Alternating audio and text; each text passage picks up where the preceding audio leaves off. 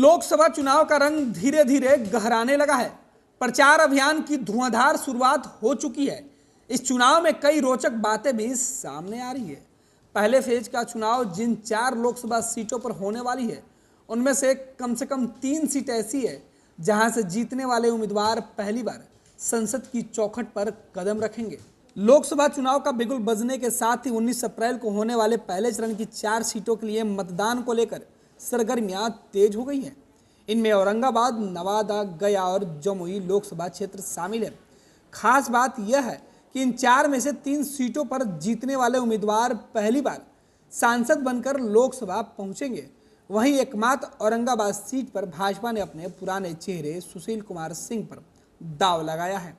वे इससे पहले 4 बार चुनाव जीतकर लोकसभा जा चुके हैं। उनके खिलाफ मैदान में उतरे राजद प्रत्याशी अभय कुशवाहा अगर चुनाव जीत जाते हैं तो वो पहली बार संसद में पहुंचेंगे। वहीं नवादा लोकसभा क्षेत्र से इस बार भाजपा ने विवेक ठाकुर को उम्मीदवार बनाया है। वे पूर्व केंद्रीय मंत्री डॉक्टर सीपी ठाकुर के बेटे और स्वयं राज्यसभा के सांसद हैं। वहीं राजद ने भी यहां से नए चेहरे के रूप में श्रवण कुशवाहा को उम्मीदवार बनाया है। फिलहाल इन दोनों के बीच मुख्य मुकाबला होने की पूरी संभावना है। यहां से निर्दलीय उम्मीदवार विनोद यादव भी ताल ठोक रहे हैं। इससे पहले 2019 के लोकसभा चुनाव में नवादा सीट से लोजपा के टिकट पर चंदन सिंह चुनाव जीते थे। उनका मुख्य मुकाबला यहाँ की राजद के विभा देवी से हुआ था। चंदन सिंह को करीब 4,95,000 वोट मिले थे, जबकि राजद की विभा देवी को 3,47,000 वोट मिले थे। गया लोकसभा सीट से एक बार फिर से जीतन मांझी चुनाव के मैदान में है। इसके पहले 3 बार मांझी लोकसभा का चुनाव हार चुके हैं। इस बार राजद के कुमार सर्वजीत से टक्कर है। हालांकि शुरुआती जो तस्वीरें दिख रही है उसमें जीतन मांझी की फजीहत और कुमार सर्वजीत के प्रति लोगों की लोकप्रियता सीधे मांझी को परेशान कर रहा है। यही वजह है कि जीतन मांझी राजद के उम्मीदवार के पीछे दिखाई पड़ रहे हैं। हालांकि लोकसभा चुनाव के नतीजे तो 4 जून को सामने आएंगे, लेकिन गया सीट पर मांझी का सबसे पतला स्थिति है। मांझी जब भी चुनाव प्रचार को जाते हैं तो उनको सबसे ज़्यादा फजीहत का सामना करना पड़ता है। यही वजह है कि जो लोग हैं वो कह रहे हैं कि मांझी से ज़्यादा तो दूसरे पार्टी के उम्मीदवारों पर गया की जनता भरोसा कर रही है। अब मांझी की किस्मत और राजनीतिक भविष्य भी दांव पर लगी है। अब देखना है कि अगर मांझी चुनाव जीत जाते हैं तो क्या होगा। अगर मांझी हारते हैं तो वो चौथी बार रिकॉर्ड बना लेंगे। आपको बता दें कि अगर गया लोकसभा सीट पर भी अगर चुनाव के नतीजे सामने आते हैं तो जीतने वाला उम्मीदवार पहली बार ही संसद पहुंचेगा। 2019 के चुनाव में जेडीयू के विजय कुमार मांझी को जीत मिली थी। उनको करीब 4.67 लाख वोट मिले थे। वहीं पिछली बार जीतन मांझी यहाँ से महागठबंधन समर्थित उम्मीदवार थे तो उनको करीब 3,13,000 वोट मिले थे।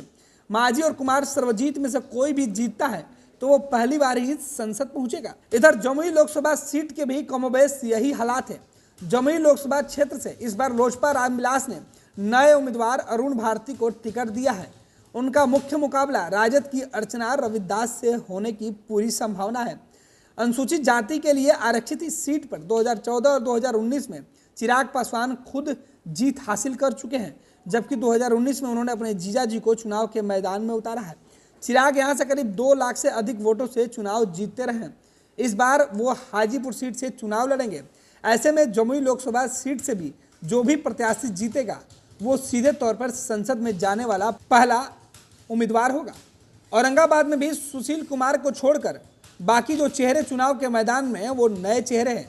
औरंगाबाद सीट पर मुख्य मुकाबला भाजपा और राजद के बीच होने की संभावना है। यहां से भाजपा ने अपने पुराने चेहरे सुशील कुमार सिंह पर ही दाव लगाया है। इसके पहले 4 बार चुनाव जीतकर लोकसभा जा चुके हैं सुशील सिंह। उन्होंने औरंगाबाद से ही 98 में समता पार्टी, 2009 में जेडीयू और 2014 और 19 में भाजपा की टिकट पर चुनाव जीता था। हालांकि उनके खिलाफ राजद ने नए चेहरे के रूप में अभय कुशवाहा को मैदान में उतारा है। कुशवाहा समाज से आने वाले अभय कुशवाहा पहली बार अगर चुनाव के नतीजे उनके पक्ष में आते हैं तो संसद वो जा सकते हैं।